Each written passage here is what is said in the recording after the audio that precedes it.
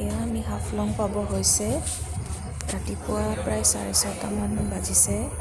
একদম ধুনীয়া ফ্ৰেছ বতাহ আৰু চাওকচোন ইমান ধুনীয়া, একদম পাহাৰৰ মাজত সোমাই আছে মানে, এনেকুৱা লাগিছে নহয়। আৰু এইটো আমাৰ একদম ধুনীয়া কোজি হোমষ্টেটো।